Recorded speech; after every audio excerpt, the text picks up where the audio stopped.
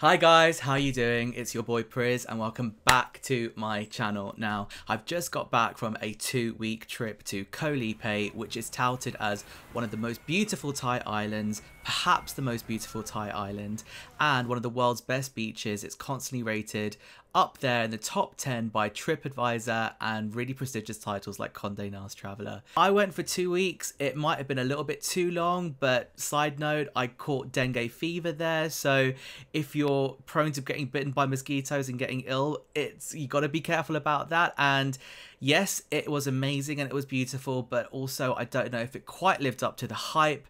Stay tuned to the video to find out the pros, the cons, the good, the bad, and some tips for traveling to the Thai island of Koh Lipe. Let's go. Okay, so number one, getting to Koh Lipe. Now, Koh Lipe is a little bit more remote, so I was expecting it to be a little bit less touristy. No, it is incredibly touristy. It's very developed. Maybe if you went 10 years ago, it would have been a slightly different version of Koh Lipe, but the island is completely jam-packed. So there's a few different ways to get to Koh Lipe. One of the best ways is to fly to Bangkok, and then from Bangkok fly to the airport in the south called Hat Yai, and then book in advance a transfer from Hat Yai airport to the pier, which is about 2 hours by minibus, and then from the pier a speedboat, which is again about an hour and a half to 2 hours to Koh Lipe. So all in all, from Hat Yai it's about 4.5 hours of travel, and you can only get the ferry twice a day from Hat Yai pier. So please book in advance. You can book all of your travel through a platform like 12Go Asia and make sure that it's timed well for your flight into Hat Yai. There are other ways to get there as well. You can fly direct to Langkawi, which is the nearest airport, but that's obviously in Malaysia, and then you've got to do an immigration and border check to get the speedboat from Malaysia, Langkawi, to Koh Lipe, which again is around 1.5 to 2 hours, and that only runs a couple of times a day, so please check in advance. There are also boats to Koh Lipe from other Andaman islands like Koh Lanta, but again, please check in advance because they don't run every day and they're not constant. Number two, transport on the island. Now, you can walk everywhere. It's a small island. You can walk from one side of the island to the other in about 35 minutes. But beware, if you go during most of the high season, it's hot. It's very, very warm during the day. There's not a lot of shade, and because it's quite a small island, there's not that much sea breeze. But there is tuk-tuks. You can get a tuk-tuk from one side of the island to the other, and it's a maximum of 50 baht per person, which is about just over £1 really. And if you're feeling tired, if you're coming back from a night out, or if you're just slayed by the heat, which is what happened to me a lot of the time, that tuk-tuk does really come in handy. Number three, restaurants. Okay, there are some really good restaurants. There's also some not so good restaurants on the island. Because it's a tourist trap and people tend to go to the same places, some of the restaurants haven't kind of upped their game enough to kind of deserve a reputation. But that being said, there are still some amazing restaurants on the island. Okay, so the best restaurants, if you want a really good Thai and that's slightly elevated from your kind of very, very local Thai restaurants or kind of street stalls, I really recommend Ton Cow. It is a super cute restaurant that's run by a local British and Thai couple, but all the cooking is done by the Thai grandma. They're family recipes and they are amazing staples. Anything you could wish for, you can get in that restaurant. I really recommend the Masaman curry, the green curry, and the pad krapao, which is the basil and chicken, is just phenomenal. But get there early because for evenings it's a walk-in service only. They open at 6 and by 6:15 there's a queue to get in, and it can't hold that many people. I also really recommend, if you want a super cheap and local Thai that's just really excellent, authentic, I really recommend Papaya Mum. Again, their papaya salads are absolutely epic, as are all of their curries and noodles.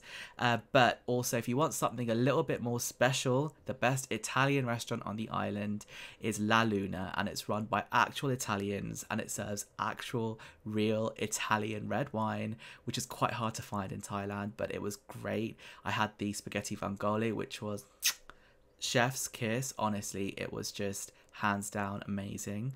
And I also really recommend that for a special occasion or for something a bit more romantic. You know, maybe it's that summer island life, you never know, summer romance. Wishful thinking, did not happen for me out there. Okay, number 4, we are going there. The most overrated restaurants on the island. Now, it is a very touristy island, it's a very romantic island, it's a honeymoon island. And one of the most overrated restaurants is actually at the 10 Moons Resort, which is such a letdown because the lookout is stunning and it's got one of the best quiet beaches. So go there for the beaches and the views, but do not stay for the food. It's expensive, number 1, and number 2, they try to do, I think, way too much in terms of they apparently offer like Spanish tapas alongside sushi. Neither of them are particularly great, so yeah, don't get disappointed and don't lose too much money from your wallet. Save it for other stuff.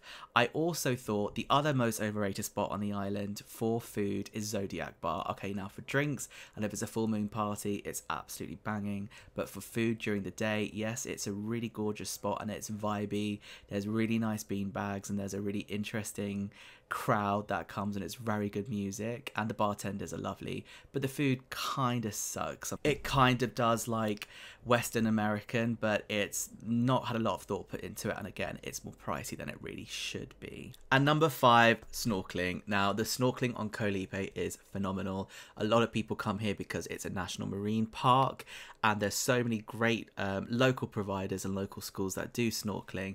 If you do snorkeling, I would recommend the program B, which is basically going to slightly further islands and you get slightly longer on the boat and you will see a lot more fish and coral. Okay, number 6, and that is scuba diving. Now, of course, if you can't scuba dive, the snorkeling is going to be just as great, but I do recommend if you can scuba, this is a great place to scuba because people come from all over Asia to see another site which is really famous called Stonehenge. It's basically an underwater wall monolith that's completely covered in colourful coral and marine life, and again, it's part of the protected Taro Tao National Marine Park. I think that's how you say it.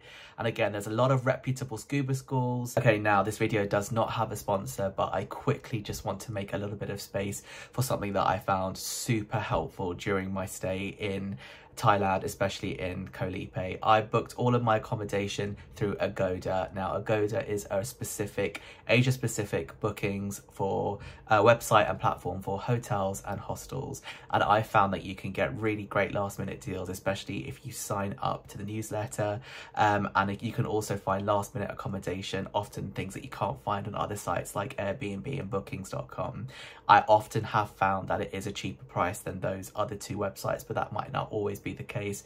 But if you haven't used Agoda and you're in Asia, particularly in Thailand, and you're traveling and you need cheap accommodation, I really recommend it. It would also really help me out if you use the link that I've put below in the description. It will help you get a discount and also give me a few benefits as well, but then that's completely up to you. nopressure.com. Number 7, accommodation. Now, it's expensive to stay on Koh Lipe in general compared to the rest of the island. Number 1, because it's incredibly touristy and it's small, there's not a lot of accommodation available, and a lot of people want to stay there and there's not a lot of space.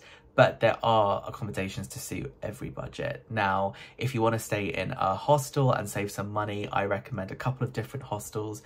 I stayed in the street, which is on the main walking street, which is where all the action happens, all the late night bars and restaurants and surf shops and dive shops are all there. And the street hostel is a basic, probably the most basic dorm accommodation you can get, starting at around £12 per night, but it is clean and it is air conditioned. Otherwise, I recommend if you want a slightly nicer hostel for roughly the same price, the Chic, which is off of the main walking street. It's about 10 minutes walk away. It's got slightly nicer accommodation. It's a bit quieter, and it's a bit kind of bougier and sexier in general, really. For medium kind of accommodation, if you want a private room or bungalows, the most basic bungalows near the beach are around £12 a night, and they're called Varin Village, but it's very, very simple accommodation. It's literally just a mattress on a floor, maybe a fan if you're lucky. There's no AC, and it's a kind of cold shower situation, but a lot of people love that, and if that's your vibe, then definitely go for it. Otherwise, if you want something a bit sexier, I recommend the 10 Moons Resort. Don't stay there for food, but in terms of accommodation, that is probably the top of the range on the island. I also really recommend the Gypsy Resort as well, which is a really nice location and run by fabulous people.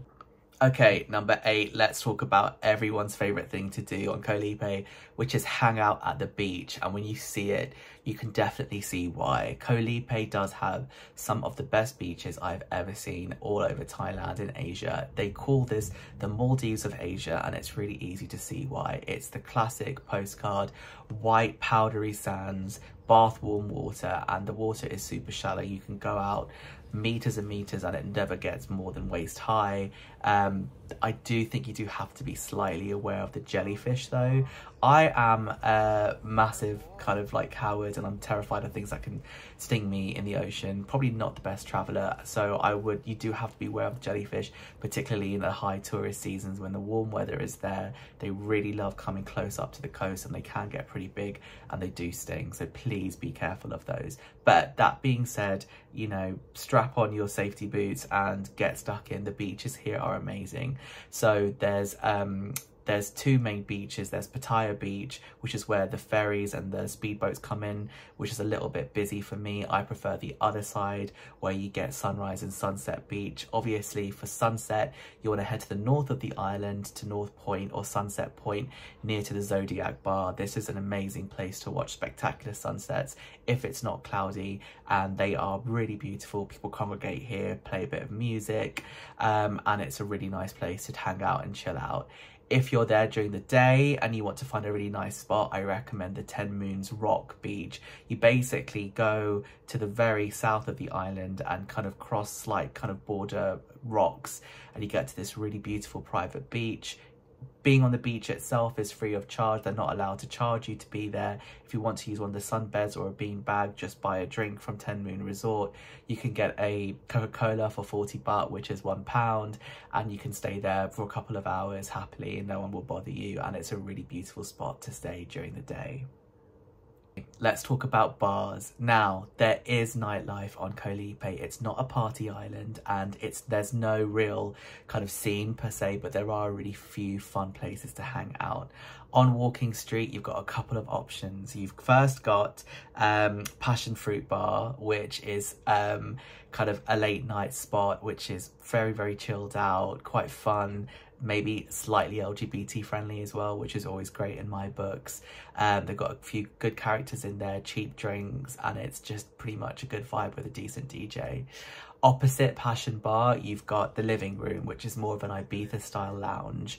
It's got sexy cocktails, it's got nice lounge seating, people sit on pillows on the floor, it's dark and dimly lit by lanterns, and it's more of a cool kind of bohemian laid back vibe, which is also really, really interesting.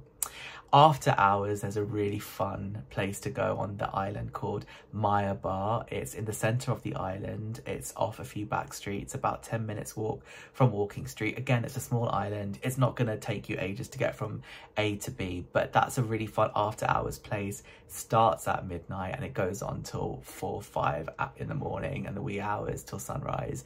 And it's quite a big space. There's a DJ, there's sometimes a fire show there as well, and it's a really interesting place where locals and tourists mix. So if you want to integrate and kind of meet people, that's also a really good place to stay. If you want a fire show every night and you don't want to stay up that late, I recommend Monkey Bar, which is on the Pattaya front beach near where the pier for the ferries and the speedboats is. It can get quite busy, but if you go to the back, there's some nice pool tables there and it's very, very chilled out and it's a nice hangout place, and out front there's a fire show every night if you don't get tired of that kind of stuff. My favourite bar on the island is on the other side near Sunset Point. It's Zodiac Bar. Now, I was really lucky to be there for a full moon party, which happens once every kind of 6 to 8 weeks, and it was really vibey. There weren't too many people there, maybe about 150 people. The music was really cool, a nice mixture of like tribal with a little bit of like house and kind of modern kind of stuff, and I really loved the people there.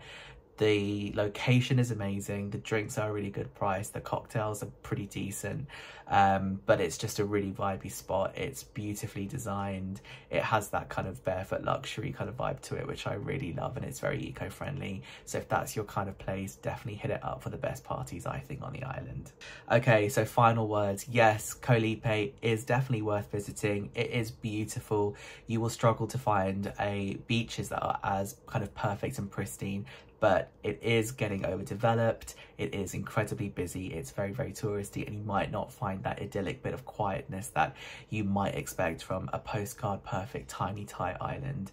There are good aspects to it. You can take local water taxis to local islands like Koh Adang, which are a lot quieter, but you're not obviously on Koh Lipe itself.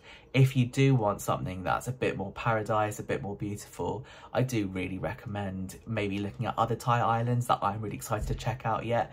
Kind of disclaimer, I've not been there yet, but I've heard very good things about Koh Mook, Koh Kood and Koh Chang. They're all kind of beautiful islands, some in the Trang district, that are meant to be really beautiful, and a bit more maybe of what Koh Lipe was like about 10 years ago.